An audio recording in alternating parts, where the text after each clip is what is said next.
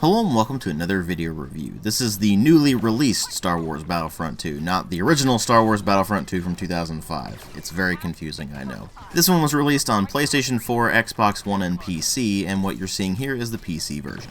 EA really stirred up a hornet's nest on this one. They published the game and DICE developed it, and it was released on November 17th of this year. Preceding that release, they had the open beta, which I did a video on, and we all pretty much knew that the game was pay to win at that point because it had all of these loot boxes where you could get star cards, and the star cards gave you tangible advantages when you were actually playing the game. In EA's never-ending quest for money, they decided that they wanted to monetize the entire progression. You know, much like those extremely exploitative mobile games that everyone hates. Needless to say, this did not go over well, and the backlash against the game was absolutely astounding, and I mean astounding in the sheer scope of it. I mean, not only did you get an absolutely massive backlash on things like Metacritic and Reddit, but you also got a backlash from governments. The state of Hawaii is looking to ban loot boxes from games entirely, in no small part because Battlefront 2 pushed it way too far, and on top of that, you've got a Belgian commission looking into seeing if these are actually gambling or not, as well as a Dutch commission that are looking into seeing if it's gambling or not. And if they find that loot boxes are in fact gambling, then that could have a cascading effect across not just Europe, but even the US. And honestly, at this point, I hope that they do find that it's gambling, because I'm really sick of seeing loot boxes in video games, and I'm sick of seeing them just try to push the envelope further and further in the quest for more money, even though there's no way in hell they need it. But anyway, the backlash was so great against EA that they finally decided to remove microtransactions from the game entirely, temporarily. They have explicitly stated they are going to put them back in the game later on. They have only disabled them for now. And it's important to note this because they have not rebalanced the game for not having microtransactions in the progression. That's something I'll get into more when I get to the actual gameplay section. But I feel like I've gotten sidetracked by rambling about the microtransaction problem in this game already, so let's go ahead and start talking about the game itself. It is the sequel to the Star Wars Battlefront reboot that DICE and EA made back in 2015, and that game was absolutely awful and had almost no content in it, so they were acting like this was going to be some massive step forward because it has a fair bit more content. It has a single-player campaign. It actually has offline gameplay that didn't have to be patched in. And on top of all of that, one of the biggest problems that the previous Battlefront game had was that it was cordoned off by who had DLC versus who didn't have DLC. And this one shouldn't have that problem because at the time I'm publishing this review anyway, they have not said that they are going back on their plan, which was to put all of the DLC out to players for free, unlike the Season Pass model that they had for the previous game. Which, if they do decide to keep with that plan and put out the DLC for free, that would be a good thing. Putting paid DLC in your game fractures the player base, and it will eventually just cause the game to just fizzle out and die. Now, of course, the fact that it took EA this long to realize that is absolutely depressing, but at least they finally figured it out, right? So, without further ado, let's go ahead and start delving into this thing and finding out if it's actually better than its predecessor. One would hope it would be better, but let's actually find out if it is. Well, like always, we'll start with the presentation, which, much like you would expect from any game from DICE at this point, is generally pretty fantastic. You will notice a fair amount of asset reuse from the previous Battlefront game, but that's perfectly fine as far as I'm concerned because all the assets in that game were great as well. The modeling is excellent, the texture work is rather high quality, especially considering that this is a multi-platform game. Animations are smooth and high quality and flow together extremely well, and there are a bunch of post-processing and lighting effects that really just make the game look great. On top of all of that, they've got just the smallest details put into the environments. For example, you can go on the Theed map and you'll actually see leaves and such fluttering around as you're running around and doing your battle. And that sort of attention to detail is on every single map in every single thing the game does. And it is extremely well appreciated, especially considering that it goes a long way to making this a very immersive Star Wars experience. Because if there's two things that absolutely nobody can deny, it's first that DICE is usually absolutely brilliant at putting together presentation for their games. Second, that their commitment to making this game look and sound like Star Wars is pretty much second to none. I say pretty much because there's one aspect of the sound design that does become rather annoying, and that would be the voice acting. Now, all of the original characters for the game are voiced perfectly fine. All of the battle chatter from the soldiers and such is excellent as well. But then you've got the iconic characters from Star Wars, like Darth Vader, or Darth Maul, or Luke Skywalker, or Leia, or Han, and they all have voices that are not the actual actors. And not only is it painfully obvious, but a lot of their voice acting is just flat out bad. Vader in particular just does not sound right at all. You cannot hide forever. You are as clumsy as you are stupid. I find your lack of faith disturbing. Apology accepted.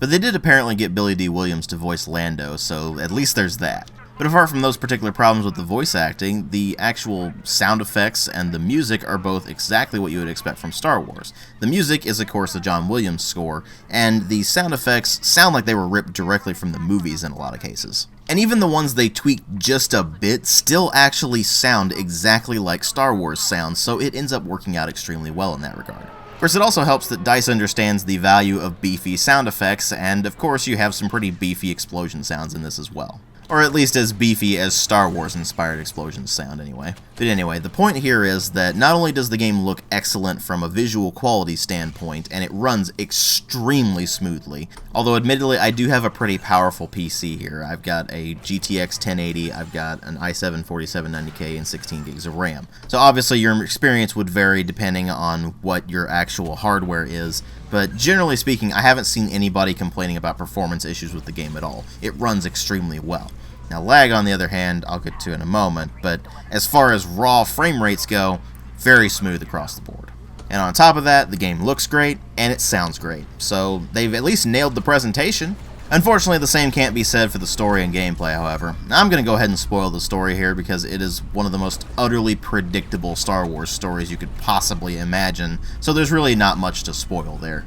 You play as Commander Iden Versio, the leader of the Special Forces Group Inferno Squad, and the start of the campaign is right before the Battle of Endor, so you go into a rebel ship at the beginning and you have to escape and also to sabotage the ship, so when you escape they lose all the data that they may have acquired. And then after that you take part in the Battle of Endor, and this is where the advertising started to kick in, where they said that you were supposed to avenge your emperor. But come on, this is DICE we're talking about here. Their writing ability is weaker than the guy who wrote Doom Repercussions of Evil. The big twist here is that Iden defies her orders and ultimately defects from the Empire. And the catalyst for this is that the target of the Empire's new superweapon is her homeworld. But the justification they give for her defecting is frankly pretty idiotic, because she's sitting there acting like this is something the Empire doesn't do. That they don't keep systems in line based entirely on fear.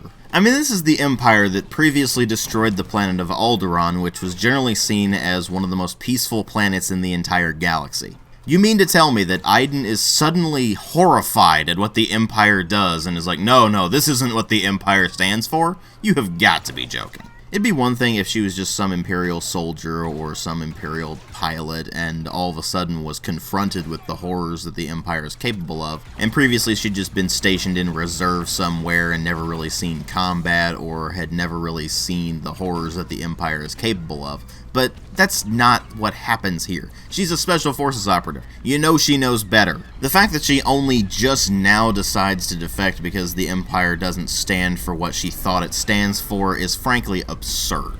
And keep in mind, she defects maybe 3 or 4 missions into the campaign. It is not really that much of a spoiler to say that, because the rest of the campaign, she's working with the Rebel Alliance to take down the remnants of the Empire.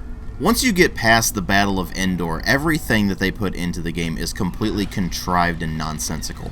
I mean, she gets picked up by Lando Calrissian, who gives her an X-Wing and is like, okay, you're free to do what you want with it, although you can help us out with taking down that super weapon if you want. A decision that left me just staring blankly at my screen going, wait, what? Somehow he trusts her enough to have an X-Wing even though he knows that she's an Imperial Special Forces officer and this very well could be a trap? Come on, Lando's smarter than that. The campaign is full of baffling moments like this where every bit of logic or sense is just completely thrown out the window in favor of getting player 1 in there. Now, ordinarily, I'd be able to put up with a bit of suspension of disbelief, but this goes too far, and everything in the plot ends up being absolutely ridiculous as a result. Everything leading up to the ending is ridiculously predictable, and of course, because they have to leave it open for a sequel, they have to have a cliffhanger ending.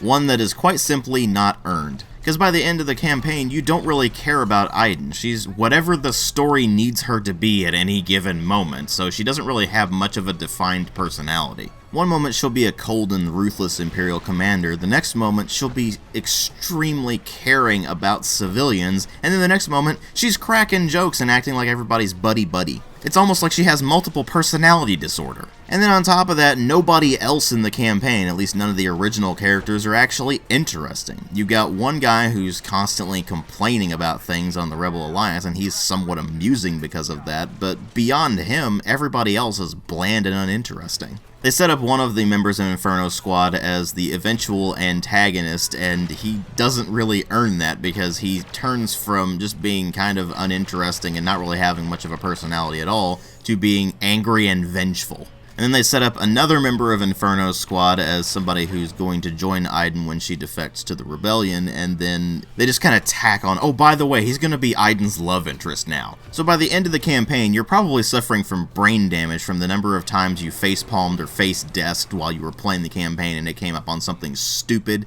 contrived, or just plain silly. Like the moment in the campaign where you play as Lando and you're basically just going through a bunch of goofy shenanigans in order to take down an Imperial facility for making AT-ATs.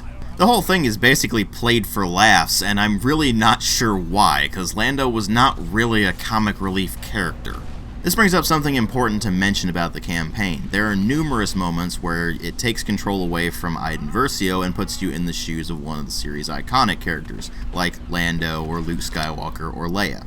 They don't really serve much of a point in the grand scheme of things. They're just moments where they can basically tick off a box that says, play as Luke Skywalker? Check. Although I will admit there is one sequence at the end of the game where you play briefly as Kylo Ren, and that's just before the cliffhanger ending, where he's trying to interrogate someone and using his special style of using the Force to kind of invade their thoughts. That part's actually kind of neat, because then it takes on more of a dreamlike quality, and you get to see what Kylo Ren sees when he's trying to go through the person's thoughts and find the information he needs. But unfortunately, that's about the only sequence in the entirety of the campaign that's even remotely interesting. Everything else is bland and by the numbers. Which, frankly, is not surprising given that it's DICE we're talking about here. And because it's DICE we're talking about here, everything that you do throughout the campaign is absolutely pathetic. I mean, as far as sheer variety goes, there's a decent amount of it. You've got segments where you're running around doing infantry combat, you've got segments where you're playing as hero characters doing their hero character things, and you've got segments where you're flying starfighters and actually piloting vehicles. But this is all completely ruined by the fact that the game is way too easy. I played this on the hard difficulty. It's the hardest difficulty setting in the game, and this is basically what you get. Scan.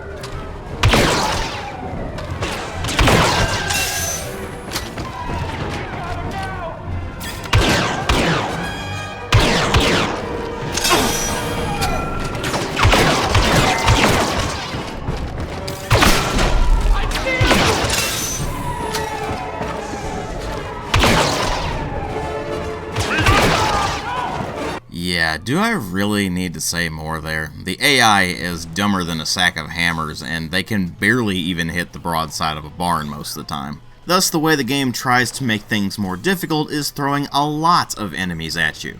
It really doesn't work all that well. Same kind of thing happens with the starfighter segments. The enemy pilots are really not good enough to take you down, so the way the game tries to make things more difficult is just throwing a bunch of them at you at once, and they all target you specifically. So it doesn't really make things more difficult as much as it makes things more annoying. And of course, because it's DICE and they feel like they have to do this, they've put in a rudimentary stealth system as well, which basically means that if an enemy can see you, then the alarm is raised and you have to fight your way out of everything. Otherwise, you can sneak up behind an enemy by crouching and moving forward until you're behind them, and then you press a button and you do a melee takedown on them. You can also send your droid out to shock enemies, but the droid will get spotted, and thus the alarm will get raised, and then you'll have to fight your way out anyway. So really, I just didn't bother with the stealth system most of the time. It's not remotely required anyway, because the only bit of the game where you're not armed is the very, very beginning of the game. And even in that instance, you're given access to a blaster very quickly, so it doesn't really matter. So when it comes down to it, the single-player campaign is just a mess and not remotely worth bothering with, especially considering it's maybe 4 hours long at most.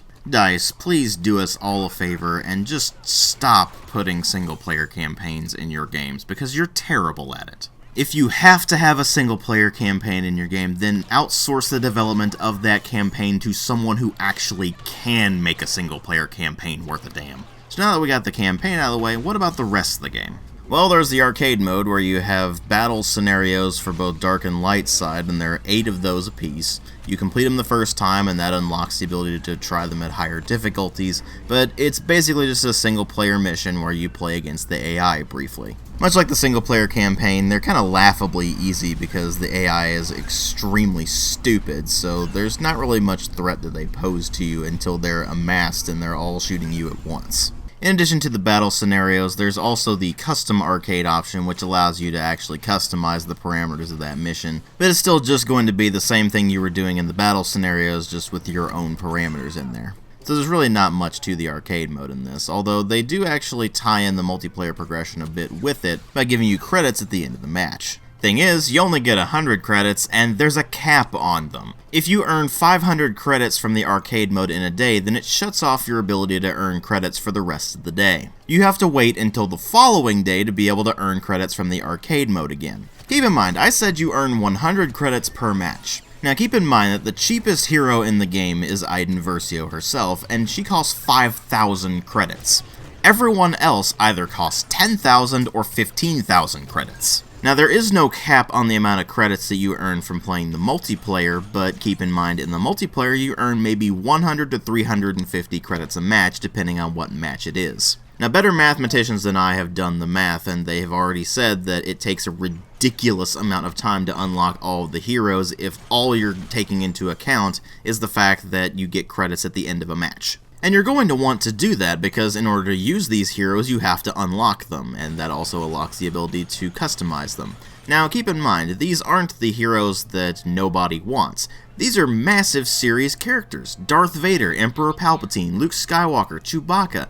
Characters that people really like playing are locked behind this credit system, and in order to get them you have to either grind it out through just the matches themselves, or you have to go for challenges. And these challenges are very time consuming as well, so it's not like you're really cutting down all that much on the ridiculous amount of grinding you have to do to unlock all the heroes. Now keep in mind, that's not taking into account the amount of credits you have to spend on supply crates to be anything remotely resembling competitive. Because this game uses a star card system as its progression system. And how do you get your star cards? Well, you can either craft them using crafting parts, which you can only get from supply crates, or you can get those cards themselves in the supply crates.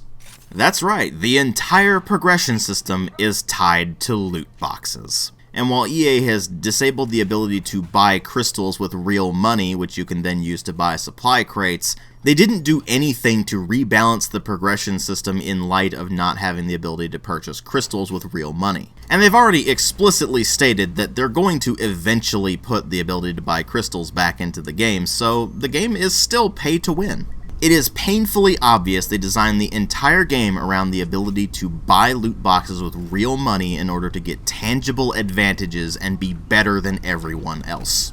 It is no different than an extremely exploitative mobile game, and frankly, it is beyond disgusting.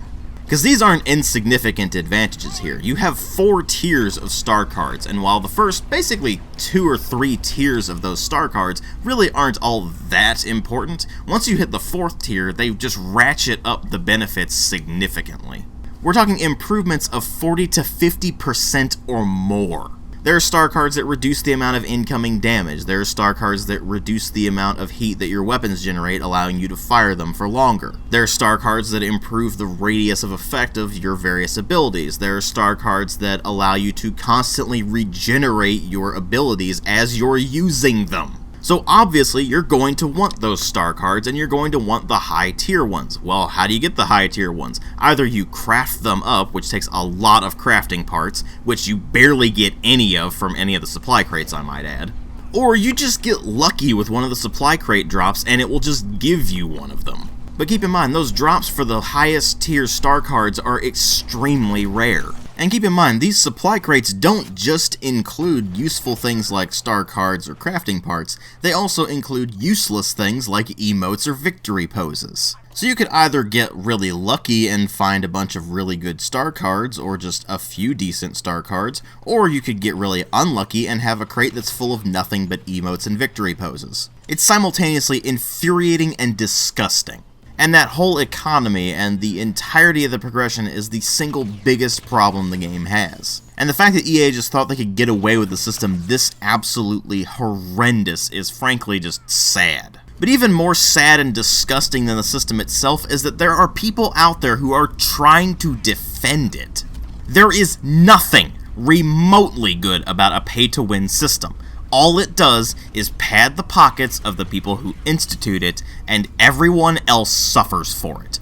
There is absolutely nothing you can say in defense of that. It is objectively terrible. Now, you may be able to argue if it was only for cosmetics. If it was only cosmetic loot boxes, then I wouldn't have as much of a problem with it. It would still annoy me, but it wouldn't be as problematic as what they have right now. Because what they have right now is something they should be absolutely ashamed of. Now, all that said, with the knowledge that the progression system absolutely destroys the game as far as its balancing and as far as any sense of accomplishment goes, what about the actual gameplay mechanics? Well, a casual glance will make it seem like they actually listened to some of our complaints about the previous Battlefront game. There's a Starfighter Assault mode right from the get-go, and you can just hop into that and play with starfighters to your heart's content. On top of that, there's also the Galactic Assault mode, which is the main 40-player mode, and you also have Strike, Blast, and Heroes vs. Villains available. The Blast mode is just Team Deathmatch, there's not really much to say there, but Heroes vs. Villains is kind of interesting. They've modified it so that instead of just fighting the enemy team until one of you has lost all of your heroes, you actually are going after specific targets. If you eliminate enough of the designated targets, then you win the match. In practice, though, it's an incredibly chaotic mess where everyone's running around as different heroes, and it's just constantly getting annihilated left, right, and center by people who have better star cards than you.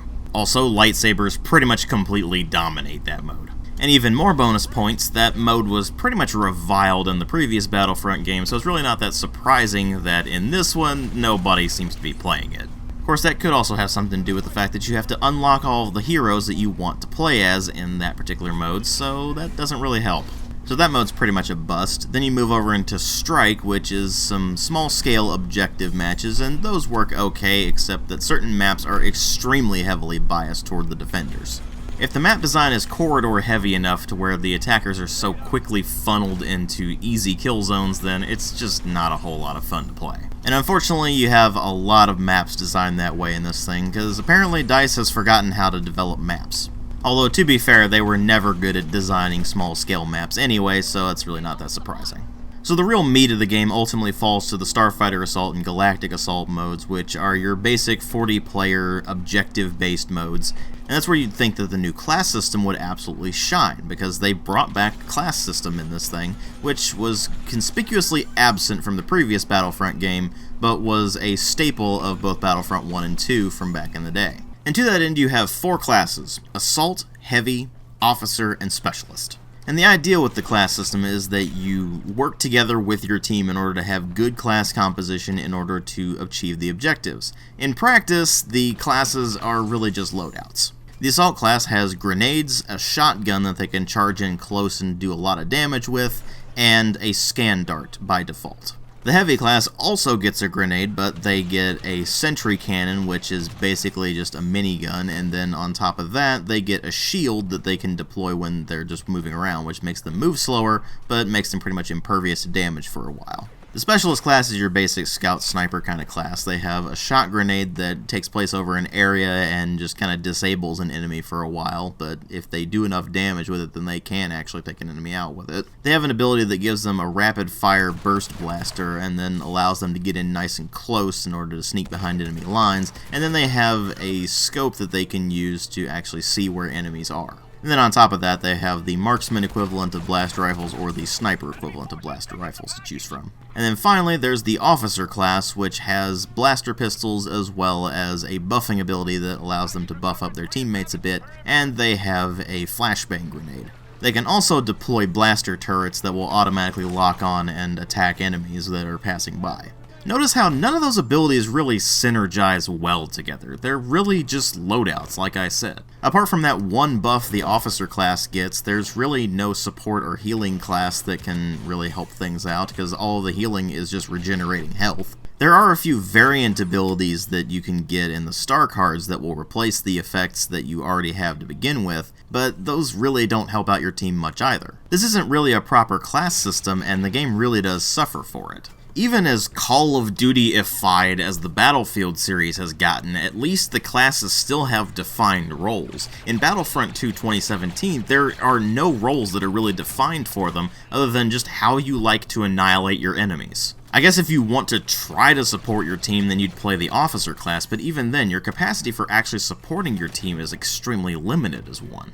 Then of course you factor in the progression system and things get extremely messy extremely quickly. On top of the star cards, which I've already gone over, every single class has 4 blasters to choose from. You have your default blaster, which you cannot customize at all, and then you have 3 blasters that you can customize that you have to unlock by getting kills as that particular class. The amount of kills you have to get in order to unlock these things are pretty extreme though. You start out at 50 kills, then the next one's at 250 kills, and then the next one is at 500 kills. That's an awful lot of grinding, and then on top of that, to actually customize them, you have to get kills with those specific blasters in order to actually unlock the ability to customize them. And that one's just a linear progression as well. You get enough kills to unlock the first attachment, then enough to unlock the second, and then enough to unlock the third. And you can attach all 3 of those at the same time, so that's kind of pointless. Just another thing to add to the grinding list. Although in this case it's actually worse because all of those blasters are objectively better than the one you start with. They act like the one you start with is supposed to be a well-rounded blaster for all occasions, but there's really no point in using it once you've unlocked all of the other ones, or at least even the first of the other ones, because it's just going to be flat out better than that one. For example, you have a basic blaster rifle to start with, and then the first one you unlock has a 3-round burst. And since all of the blasters have basically no recoil whatsoever, there's really no reason not to use it. The first sniper rifle you unlock does a lot more damage than the one you start with, so again, no reason not to use it. And the story is much the same for the other 2 categories of blasters as well. I guess the positive note is there's one thing in the progression that you can't just buy with crystals, you have to actually grind out the game to unlock them. But then you're just left with the problem of people who've played the game longer have objective advantages over people who are just starting out, even independent of skill. And it's not like this is a very skill-based game to begin with, so it's not like that matters much. You have infinite ammunition with a supposed skill reload, where once you have exhausted your entire heat capacity, then a meter shows up, and if you get it in the blue section, it instantly replenishes your entire heat meter, and if you get it in the yellow section, then it not only replenishes your heat meter, then it actually makes it impossible to generate heat for a short period of time. The thing is that it's so ridiculously easy to hit the yellow section of the meter because the meter is moving so slowly that there's really no reason not to go for that unless you're just in the middle of a firefight and you need to replenish your heat as quickly as possible. You can also manually dump the heat in the gun by just simply pressing the reload button whenever you actually have heat built up. And for all of the blasters except for the heavy blasters, it's a pretty quick process, so you're going to be doing that fairly frequently.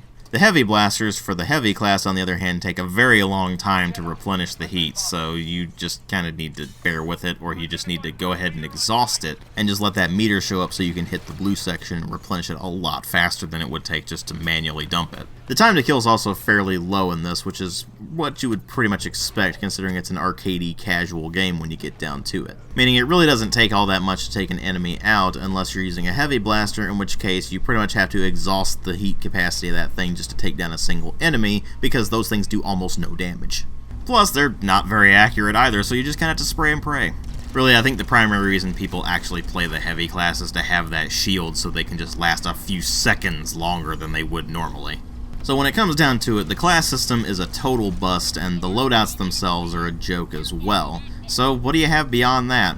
Well, as you play the match, you'll earn battle points, and you earn more the more you play the objective and the more enemies you take down, and you can use those battle points to either buy elite troopers like death troopers or jetpack troopers, or you can use them to buy vehicles like AT-STs, or on some maps, starfighters as well, or you use them to buy heroes like Darth Vader, Darth Maul, etc.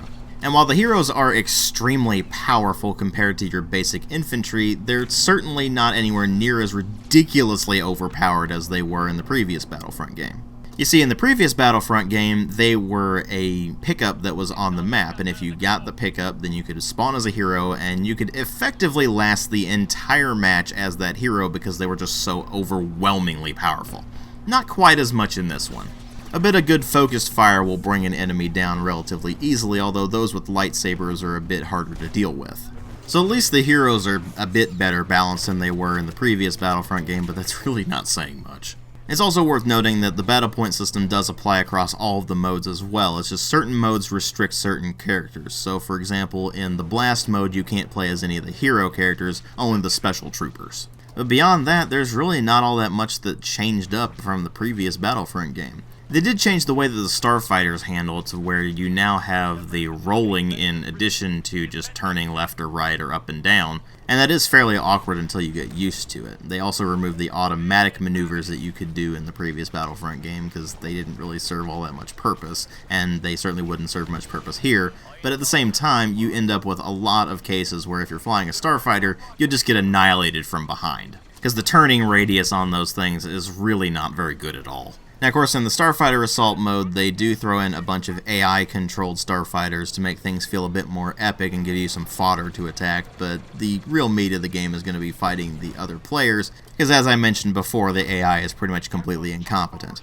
But here's the thing, I've pretty much covered everything there is to talk about this game, and none of it is really positive. But there is something that I mentioned earlier that I haven't gotten around to until now, and that would be the lag. See, I've refrained from mentioning it until now, but you've probably noticed a bit during some of the clips where there's a bit of rubber banding. Well, it's only been getting worse and worse and worse over the week I've been playing it. In fact, the rubber banding gets so bad that at times the game is completely unplayable because of it. Now you may be thinking, oh well DW, obviously it's just your internet connection. Well, it's not. This is a widely reported issue by a lot of people, and it is painfully obvious that it's an issue with EA's servers. Especially considering the absolutely excessive amount of messages I've gotten where I've gone back to the main menu and it said, you have disconnected from the EA servers. And keep in mind, I'm playing other online games. It's not like this is the only thing that I've been messing around with. The other games that are working with online mechanics are working just fine. It's only Battlefront 2 2017 that's having this problem. Thus, it is painfully obvious that it's either something with the netcode or more likely with the servers that EA's running with the game, and they haven't fixed it yet. In fact, as I was finishing up making this review, they only just now acknowledged that there's a problem. And their response is, we're investigating and we'll let you know when we have more info. But you know what? Honestly, at this point, it really doesn't matter. EA completely butchered the release of Star Wars Battlefront 2 2017. They had every opportunity to make a better game. They had every opportunity to fix all of the issues we had with the previous Battlefront game and produce something that was actually worth playing. Instead, all of their effort went into monetizing the living crap out of the game and making it look and sound good. And what you end up with as a result is something that makes you question whether it's just a joke or some kind of bizarre psychological experiment. Apart from the presentation, I could not find a single thing that was actually good about the game. Some things that were slightly better than the previous Battlefront game, but they were nowhere near enough to actually make this thing worth playing. And when you factor in the horrendous server problems that are going on right now, as well as the absolutely disgusting progression system, the only thing I can recommend you do as far as Star Wars Battlefront 2 2017 is concerned is stay as far away from it as possible. And this next bit will probably sound incredibly harsh and will probably insult a few of you, but it needs to be said. If you are one of the people out there who actually likes this game for some utterly baffling reason, then you should feel bad for liking it. Because by saying that you enjoy the game, you are also saying that it is perfectly acceptable for companies like EA to put out pay-to-win garbage like this. This game disgusts me to my core, and anyone who's just going along with EA's crap here and saying that the game is good disgusts me just as much as the company that put out this garbage to begin with. I give Star Wars Battlefront 2 2017 a 0.5 out of 5. If I was going purely off of the game's content, independent of its monetization model, it would still be a bad game. But that monetization model and the horrible server problems that are going on right now propel it even further into terribleness. It is frankly astonishing just how awful this game is, and you should avoid it like the plague. Thanks for watching.